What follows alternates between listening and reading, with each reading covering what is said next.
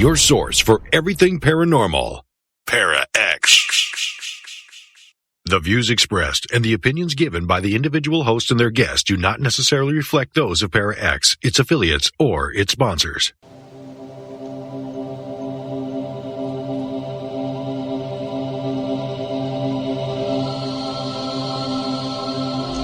Merry meet and merry part, bright the cheeks and warm the heart. For tread the circle thrice about, to keep unwelcome spirits out. Bide within the law you must, in perfect love and perfect trust. Mind the threefold laws you should, 3 times bad and 3 times good. These 8 words the read fulfill, and ye harm none, do what ye will.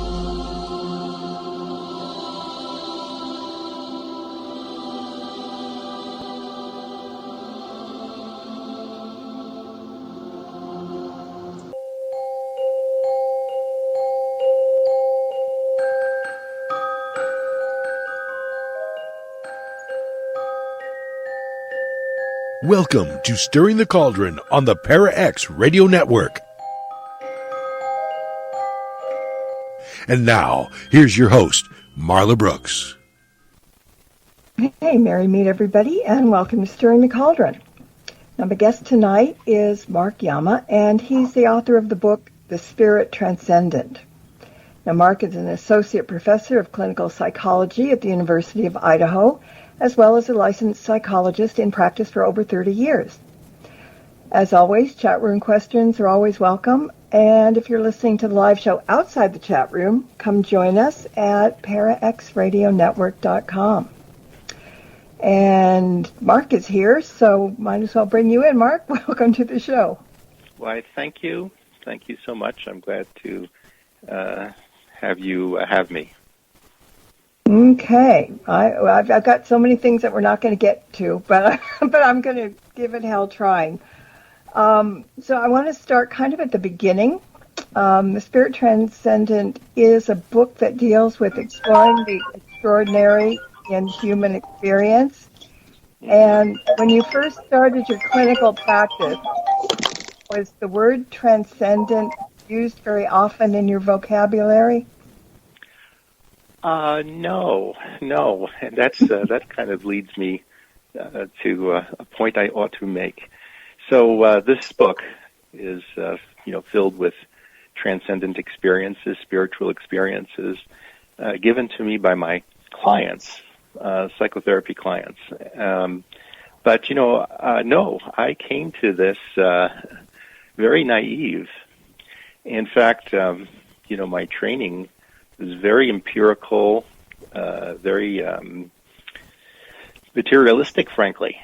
And so I would not be talking about transcendence. And as a matter of fact, I didn't have any particular religious feelings either. So, I came in kind of like a blank slate. That's good. Yeah, well, yeah. I was going to say naive, but I didn't want to call myself naive. But I guess naive in a spiritual sense. But part of the training, in clinical work, I think, is to really listen to your clients and not foist your own views upon them. And I always did that. And then things began to happen through people that I saw. Mm-hmm. Well, many readers of this book and people listening now can identify with some of those experiences that you write about in the book, and we're going to talk about some of them.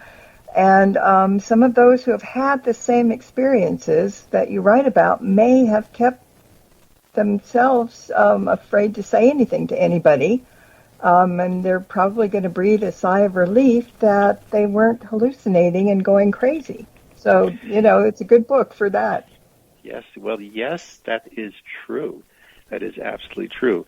And I would also think that many people who go see a psychologist would generally be frightened to talk about these, you know.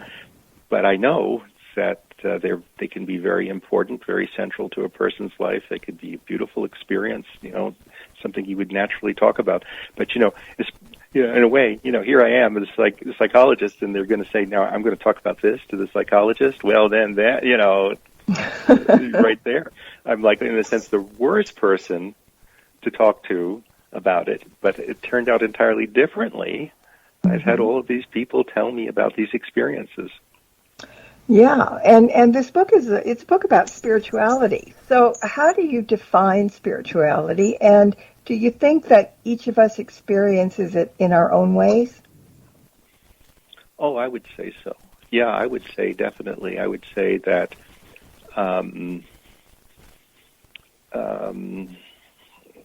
I think it's a very much of an individual matter. And I really think I believe that there's spirituality in religion, but you have to kind of cut to the core of it. You could be misled by all kinds of dogma, but there's something underneath.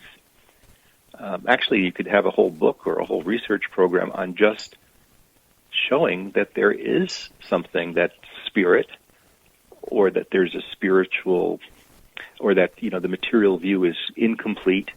I think that's one of the biggest questions, and certainly ignored by people who are in psychology, just about totally. Yeah. Well, okay, so did you have a little bit of open-mindedness all your life about the metaphysical world, or were you just a skeptic right off the bat? I must have. I must have in one corner of my mind an openness and a searching. I know that I did. I guess, actually, here's a story, and I don't know that this resonates with, the listeners, but, how you think sometimes, things happen for a purpose, or there's this serendipity of things that happen. And I was exposed to the idea of spiritual experience when I was really young. And now, I don't know if you know, everybody, probably most people know William James. Mm-hmm. And then some of those who know William James know that there's this wonderful book of his, The Varieties of Religious Experience. Mm-hmm. Okay. Now, I don't want to sound like a genius or anything, but I was exposed to that book when I was 13 years old.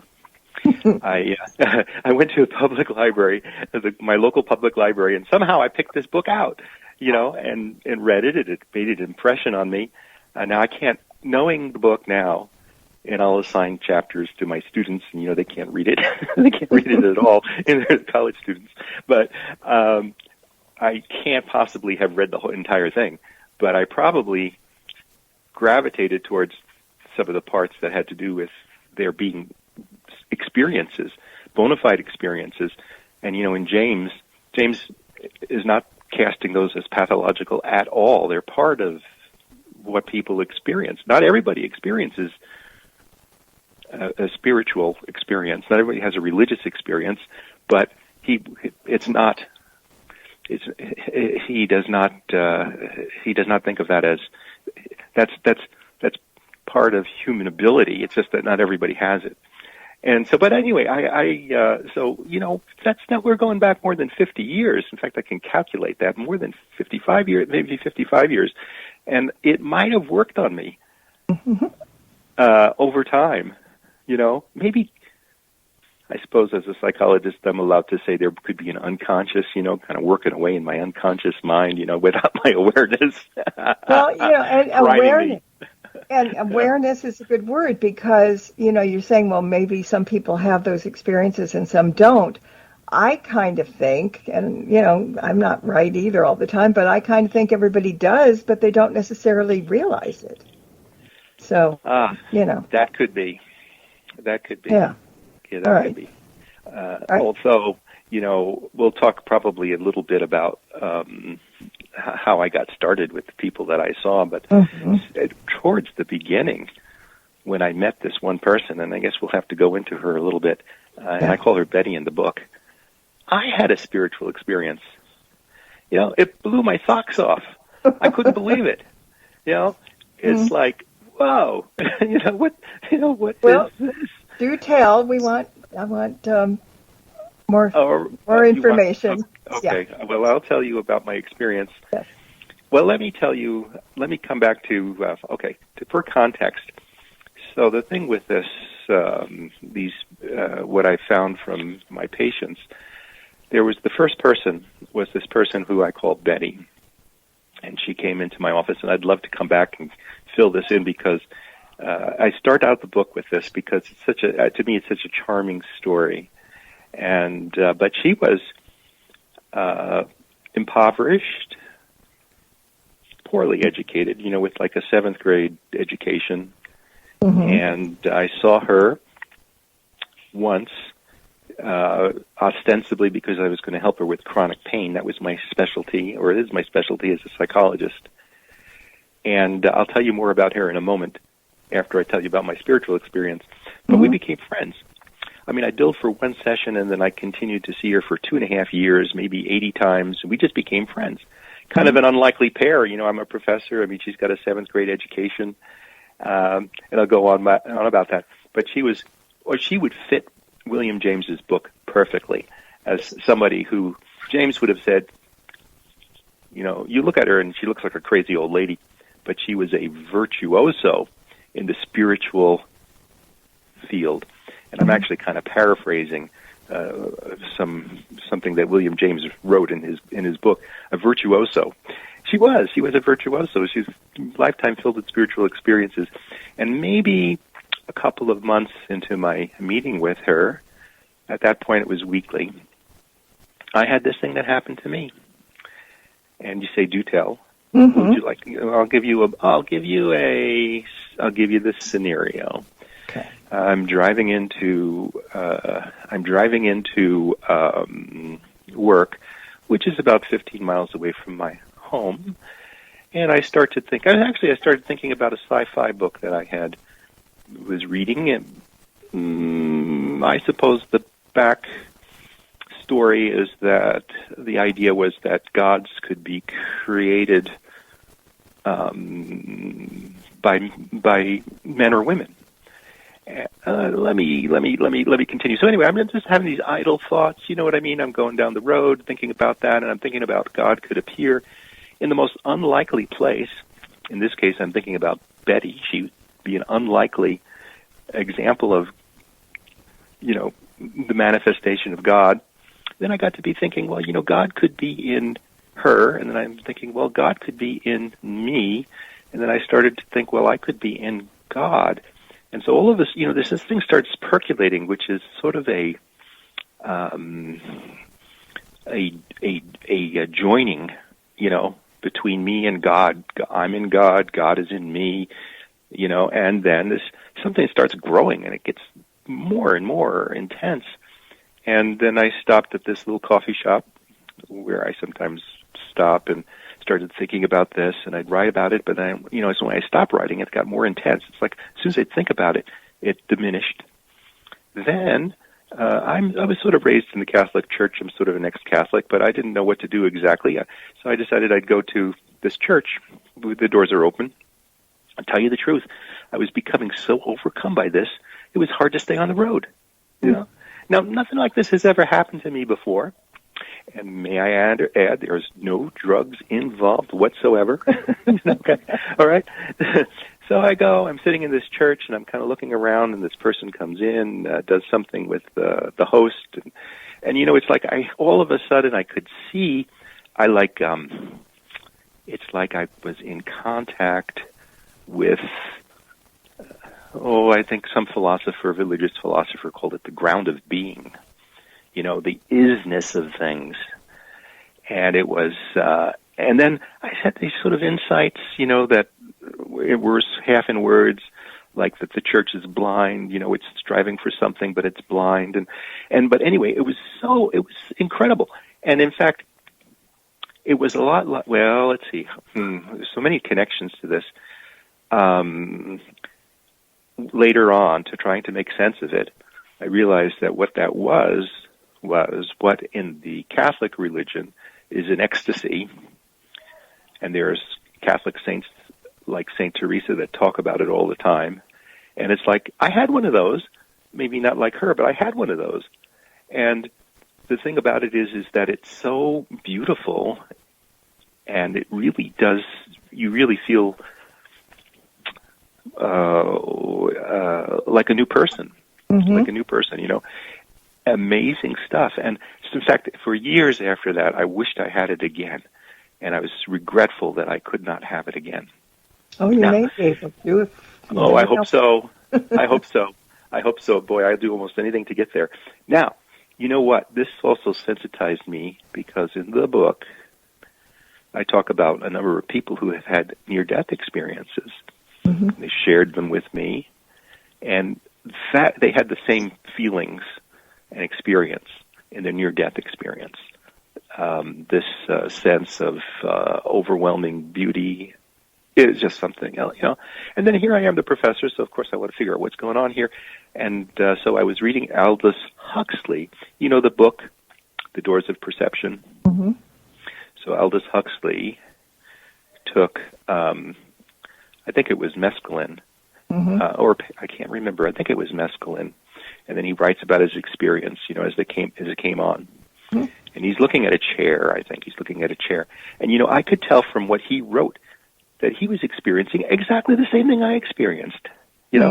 This coming into the sense of this isness of things, the ground of being.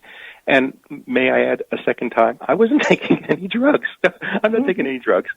So now that's so interesting to me, because here's the experience elicited in me, an unbeliever, not religious, and Huxley, who I don't know his religious feelings, but under mescaline. But it's this, and third, in my patients that tell me about their near-death experiences, it's the same thing.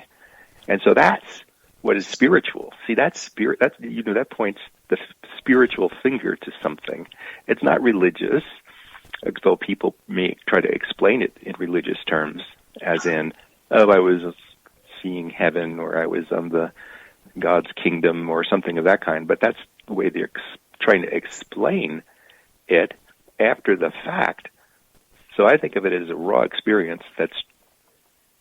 Who wouldn't want to know more about that? Exactly. Apparently not as many people as I would want. Well, you got to make some new friends. There you go.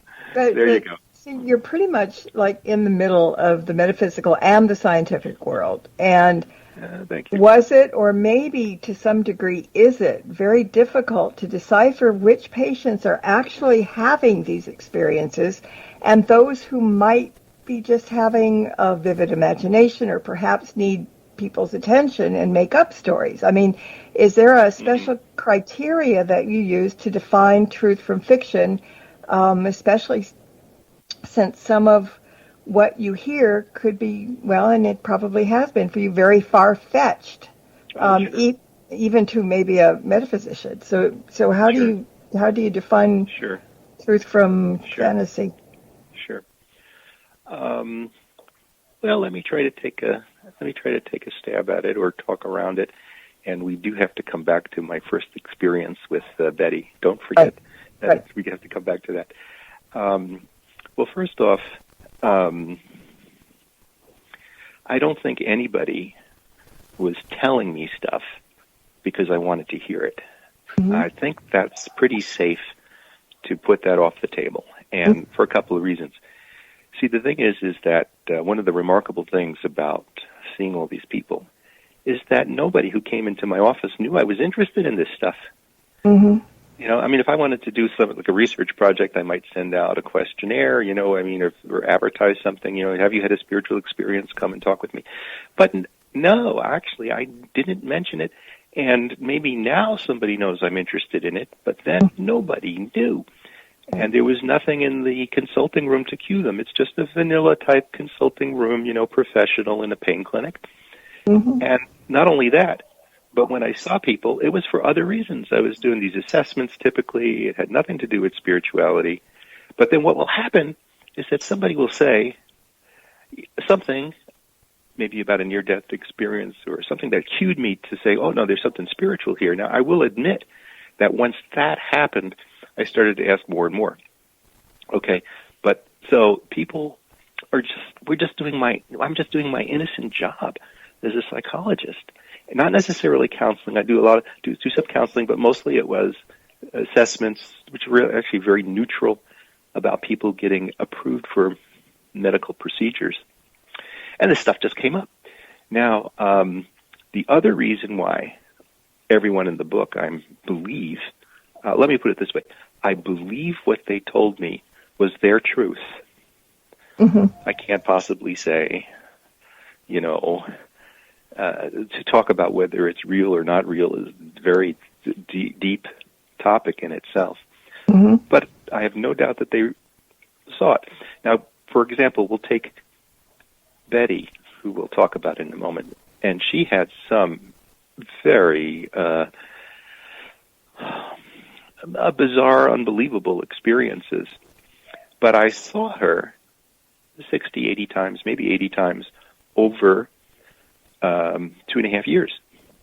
And so she would tell me something on week one, and a year later we might come back to it. And, if you have that kind of, you can tell somebody is lying, because what would happen was that, what should I say? Actually, I do some forensic psychology too. I'm pretty good, I think, at telling somebody who's lying. Okay, I do a little bit of that on the side, but no, they're just recollecting what happened to them. And then a year later, Betty might come back to fill in some details, tell something from a slightly different perspective, but it's totally like she's telling me the same thing. It's just as if you went to a trip to the Grand Canyon. You're telling your friend about, I went to the Grand Canyon and I had this experience and look what I saw. And then maybe, a year later, you're telling the friend the same thing. And you might add a detail or you might say, something that you had forgotten to say, but you're talking about the same thing. Mm-hmm. So you could see that. Now, I'm only answered half of your question, and maybe you should stop me if I'm going off too far. Now, but I will just go ahead. Now, now, as a psychologist, of course, I would think it's so how do you know that somebody who has a spiritual experience or say sees something isn't just simply having a hallucination? And by definition, hallucination seems real, or you wouldn't even call it a hallucination, Mm-hmm. And so that leads to maybe the kind of thing you're asking about. I don't know. Well, I'm just throwing it out. Okay. Well, let me answer my own question. Yeah. I think that first off, there's layers and layers to this.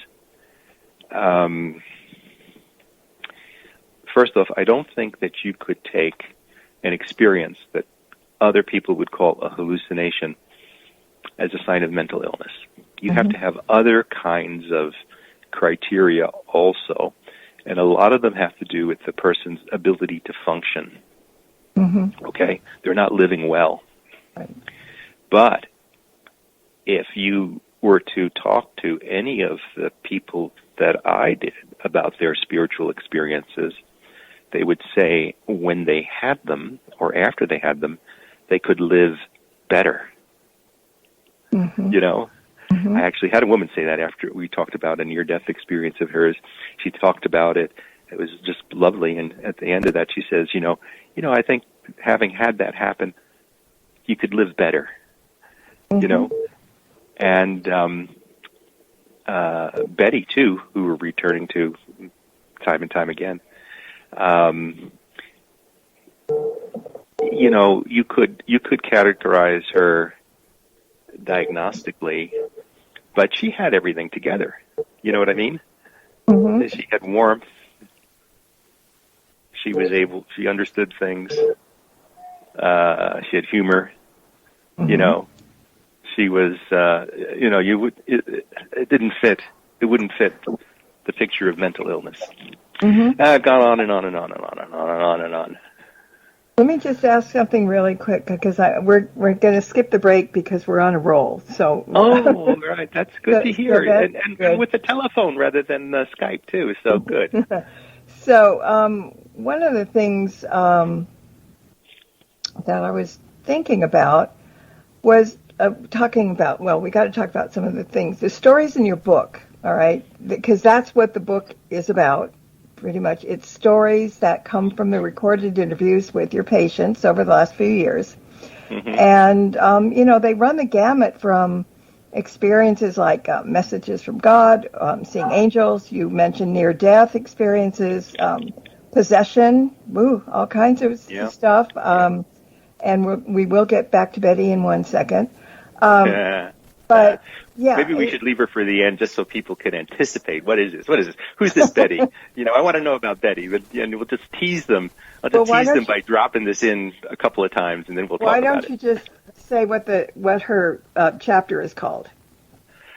The Witch of Orofino. Okay, there's a tease. Yeah. All right. So and how do you think she got to be a reputation for being the witch in Orofino? Now that would be a good question for somebody to wonder.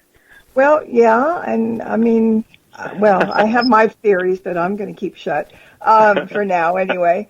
But so it's a book about all your patients. Well, not all your patients, some of them. But the thing that is really more interesting than anything else at this point is after Betty, all of a sudden here you had a regular vanilla practice for lack of anything else. Yeah. And so here comes Betty, and your mind gets a little jostled, it gets a little bit open, but then you have a whole bunch of new patients that you don't know. They don't know you, but they're all coming to you with metaphysical stories. Now that's exactly right. It's freaky, isn't it, in a way? Oh, absolutely, absolutely. In fact, it was humorous to me, too. Now, I think that there were probably about 20 different people in the book, and some of them come back because, especially towards you get to the second half of the book, and the storyline is complex. People return. They return in different forms, There's about 20. But I must have seen 50 people with stories. Mm-hmm. They just didn't make it there. And I was joking to myself, it's kind of like I would go into work and, it's like, so we get the schedule here. And I get like 3 people. One is telling me about an apparition. Somebody is talking about something impossible that happened. And others has the near-death experience. You know what I mean? And so it's like, I don't even know them. You know what I mean? And so I'm like, how come I get 3 of these on my schedule? Did you ever stop to ask yourself why? I mean, yes. Yeah? Oh, yes. Did you answer yourself? Oh, yes. Did I answer? I have 2 answers for you. Mm-hmm. Okay, so I'll give you the vanilla materialist answer, which, and this is what, you remember we started talking about this and how you would think that somebody with a spiritual experience or who had a vision, say somebody has a vision, the last person they'd want to talk to is a psychologist doing an assessment. Yeah. Okay?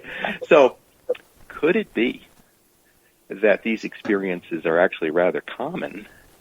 Well, but you don't want to talk about them. You have you're afraid to talk about it, and then the last person you talk to is a psychologist. So it could be that they're out there, but they're invisible. Mm-hmm. And then for some reason, people just could see, that I was comfortable with it, or they could pick up that, as soon as they said something and I cued into it, that they had the permission. So that is the kind of thing that would fly in academia. So now on to explanation number 2. So, several people, my spiritual people, told me that they had been, directed to see me. So one of them, the fellow who's actually pretty central in the book, and I call him Richard, and he had this practice. He practiced sort of a Native American spirituality. Mm-hmm. So he had his spirit guides, telling him there was somebody at the pain clinic he needed to talk to. Now, actually, he's the one person who's not one of my patients. He's a janitor. He's a janitor at the pain clinic. Okay, and he's a friend more than became a friend more than like a patient. But so he's got his spirit guides to tell him there's somebody at the clinic you got to talk to, and then eventually he puts two and two together, and it's me. And now this is even more weird, but maybe this will help tantalize people about Betty.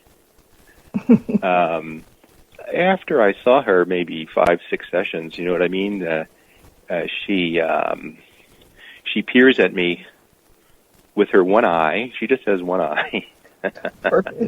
And she has this walking stick, which is literally a stick, not even a cane. She's so poor. She uses like this tree branch as a stick. Mm-hmm. And so as she's leaving the office, she starts poking it in different directions, and she says, "I've seen you before." Mm-hmm. Okay. And so, now I'm like, my memory is not that great. So this patient says to me, "I've seen you before." That typically means, "Oh, yeah, we met like a year ago and I just don't remember you." Mm-hmm. But no, she was referring to a vision that she had. Mm-hmm. And now you can take this, but actually your listeners are probably more prepared to take something like this. Oh, very much so. Just not throw it away.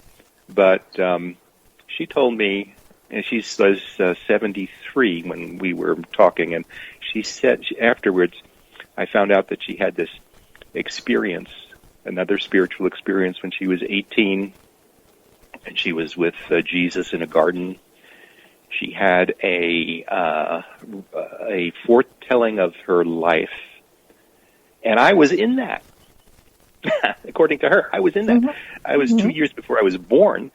But then again, why would that matter, right? 2 years. Mm-hmm. If it was 5 months before she saw me, it would be just as weird. But so she told me that when she saw my name and then saw my face, it all came together. Mm-hmm. Because I was in her vision. I was in her vision. See? And then there were other people too who told me, things like more as an aside, like, God told me I needed to stay in the area rather than move because I needed to talk to a doctor or something like that. So that's the other explanation for this. And I don't know that I put it in the book too much because it just seems too grandiose. You know what I mean? Mm-hmm. It's kind of grandiose. Like I'm not gonna set myself up, as I don't know what, some kind of psychic magnet. Well, there is some credibility to that in my world, so don't think it's strange. Okay. Mm-hmm. Okay. Yeah. Too. This reminds me. Like, for example, one of the major people in my book, who's I'm looking at my cheat sheet here because I had to change everybody's name. She goes by Carol. She's very central in the second part of the book. This kind of thing would happen to her all the time. Mm-hmm. She was very spiritual. She had near-death experiences. She could see auras, and people would show up. Things would just show up, asking her about things that she didn't know. It's just like out of the blue. It's almost like she was, if I was slightly magnetized, she was really magnetized. Okay, I will say that. Mm-hmm. And so there you go. That's my answer to the question. Yeah. All right. Well, I've got another not an interesting question. It popped into my head that how usually for clinicians and physicians, it's common for you to consult about something with a colleague if it's a case that kind of befuddles you, right? Mm-hmm. So have you ever talked to a colleague about any of these cases or referred the patient to someone else? No. Okay. I figured that was going to be the answer because well, they will tar and feather you maybe. Well, first off, yeah. Well, actually, you know what? I'm interesting. I wasn't thinking about being tarred and feathered, but yeah, there's that. How ironic, right? Like, I got patients who don't want to tell me about their spiritual experience, and my God, would I want to consult about it? I don't tell anybody else about it. So, well, make sure nobody hears this interview. Just saying. Oh no, the cat's out of the bag. This is a problem. Although, my colleagues at the university have been surprisingly supportive. Yeah. Hard to believe. Even in my chair, the dean, I had a dean read a copy of an early version of the book, and he was all over it. I was surprised, totally surprised, because I was afraid. I tell people about this, and my God, what are they going to think? But you know what I've found, and maybe you know this more than me, is that you talk to a person about spiritual experiences, and after you break the ice, it's like many people have a place for that in their mind, or something has happened to them that has opened, that they're open to it. Okay, and just for completeness, now I also would not consult with somebody, because if I consulted with them, then right there, I'm making this assumption that I'm dealing with some kind of pathology and I don't know how to handle it. You know what I mean? Yeah. And that's not how I felt about it at all, ever. Ever. Yeah.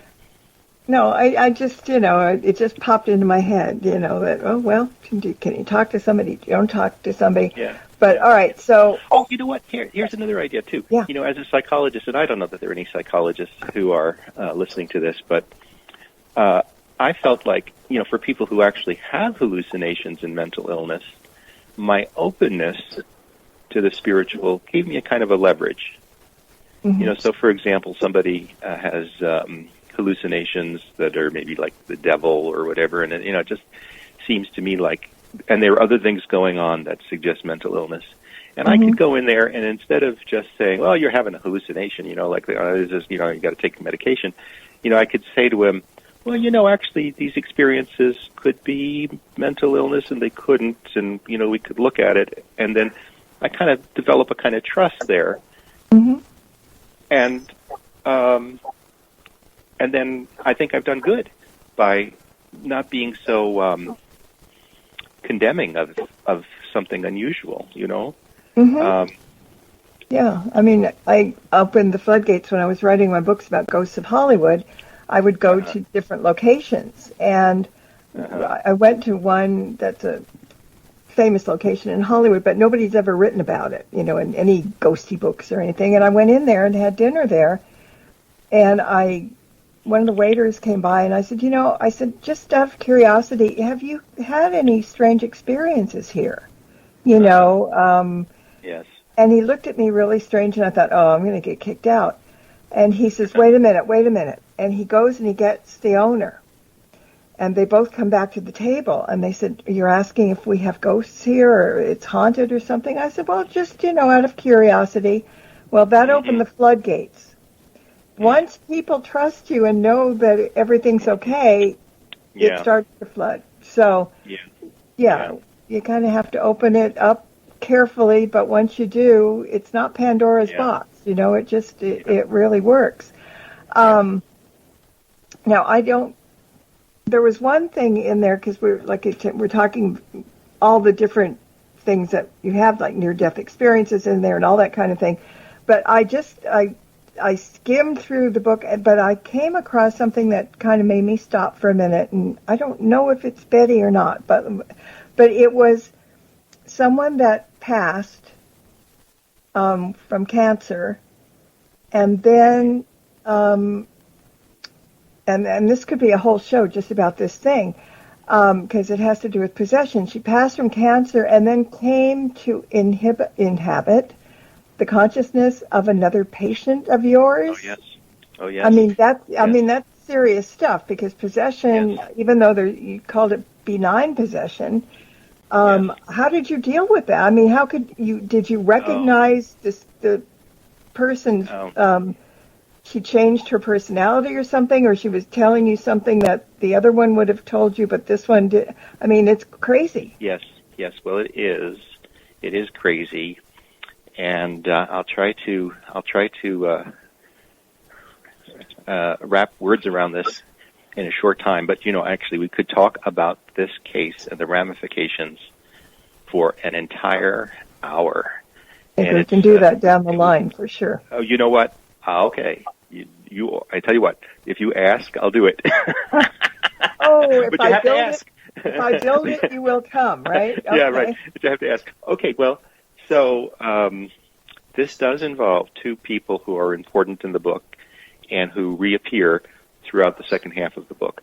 One of them is a person I call Carol, who I saw for, I actually saw her also for about 2 years. She had cancer, metastatic cancer, and was the person who had a spiritual experience when she was 16, in her pregnancy, as a matter of fact, and then afterwards, it's like a switch went on, and she had all of these spiritual abilities. One of them was seeing auras, but she had it just would go on and on and on and on. And living in the same town, which is a small town in eastern Washington, which I don't know if I should name or not, but maybe not name because the second person is still living. Carol passed away of cancer. Was a woman who had all kinds of issues, medical issues, including some brain issues. We could go into it, like, somebody would look at her case and say, oh, well, yeah, this person can have hallucinations because, we could see da-da-da-da-da, she's got this parasite that she had in her brain and so forth and so on. Okay, fine. Now, this second person, whose name I call Monica, when she was young, she had a near-death experience, which was an ecstatic one, very positive. 6 months or so, let's see, how should I put this? I had seen her, and we had been doing some psychotherapy, and then I didn't hear from her, but she called me up, and she says to me, please help me, Dr. Yama. I don't want to go to hell. Okay, well, all right. So what happened was she had another near-death experience, but it was a negative near-death experience where she felt that she was in hell, and she felt that she was being tortured by the devil. There was on this upper floor somewhere, and he was forcing people to look into the sun. Look into the sun. And there was torture. Okay, and so I'm doing psychotherapy with her in my office, you know what I mean? And I'm going, like the natural way most clinicians would go. I'm saying to her, look, Monica, what you had was a hallucination. She had all kinds of problems, mental, that put her into a coma, and you'd say, well, you're in a coma, you're naturally going to have a hallucination. That's not real. You just think that you were in hell. And so she goes on, she believes she was in hell, first off, because it was so real. Mm-hmm. But then she says, but there's more, too. I kind of build this up in the book, but the thing that really got to me is she was talking about my eyes. My eyes were so sensitive. Here she was staring at the sun, and then her eyes were sensitive. And so then in the session I'm saying, well, of course, I don't know if I was bloviating, but, I'm just kind of, I'm listening, but I'm saying, well, of course, your eyes would seem sensitive if you had this intense imagery of looking at the sun. But then she says, no, they were sensitive. I couldn't see. And she had an ophthalmologist come in to the hospital, and she was diagnosed with sunburned eyes. Whoa, right there. That kind of stopped me. You know what I mean? So it's like, okay, yeah, how is it, this, we could talk another hour about, whether materialism can handle this kind of thing at all. And anyway, yeah, she had sunburned eyes. Okay, so she's convinced that she was in hell, and I couldn't help her rationally. I couldn't argue against it, and she just was dead set in this. And so, but then I got the idea. So she felt she asked me at one point in the interview, there was also evil kinds of things that were happening in her house, moving furniture, broken glass figurines, and visions that she had of like demons. Mm-hmm. So she's asking me in the session, can I exorcise a demon? Do I know somebody who can exorcise a demon? And then I think I was kind of like, actually I really have affection for this woman, and we have a bond, you know what I mean? And so I could even joke with her about this very thing. because I was thinking about Carol, who lived in the same town. And she does have a history of exorcising demons. Mm. And so I said, no, I can't do it.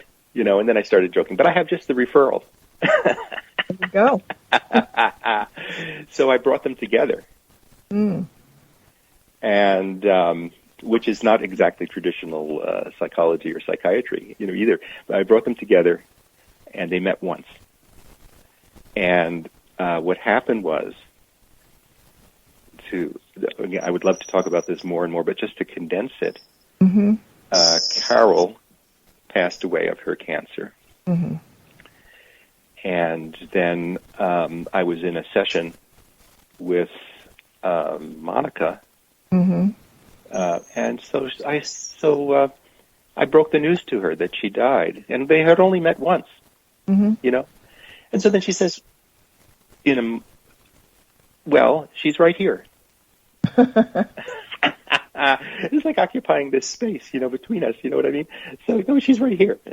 Okay. So now, I can't help but kind of be amused by this, because it's like, okay, we got another spirit in the room, right?